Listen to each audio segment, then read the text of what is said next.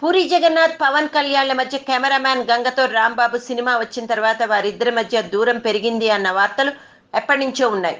1, 2 సందర్భాల్లో పూరి పవన్‌ను టార్గెట్ చేస్తూ కామెంట్స్ చేసిన సందర్భాలు కూడా ఉన్నాయి. అయితే ఆ తర్వాత వీరిద్దరి మధ్య విభేదాలపై పెద్దగా వార్తలు వచ్చిన సందర్భాలు లేవు.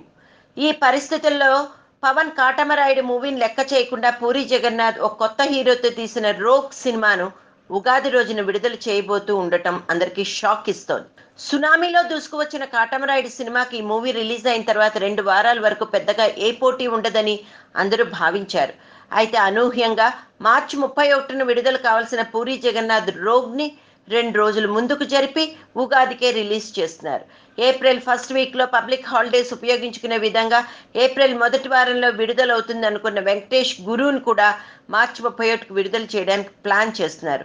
సామాన్యంగా ఒక టాప్ హీరో సినిమా విడుదలైన తర్వాత కనీసం 2 వారాల డిస్టెన్స్ మెయింటైన్ చేస్తూ ఉంటారు. అయితే అందరి ఊహాగానాలను తలకిందులు చేస్తూ 'కాటమరాయుడుని' లెక్క చేయకుండా పూరి జగన్నాథ్ ఒక చిన్న హీరోని నమ్ముకుని దూసుకురావడం ఇప్పుడు అందరినీ ఆశ్చర్యపరుస్తోంది. దీంతో పవన్‌కు అటు పూరికి, ఇటు హీరో వెంకటేష్‌ల మధ్య గట్టి పోటీ ఉండేలా కనిపిస్తోంది. అయితే ఈరోజు 'కాటమరాయుడుకి' వచ్చిన పాజిటివ్ టాక్ ఎంతవరకు నిలబడుతుందో చూడాలి అని ఇండస్ట్రీలో ఒక వార్త హల్చల్ చేస్తోంది.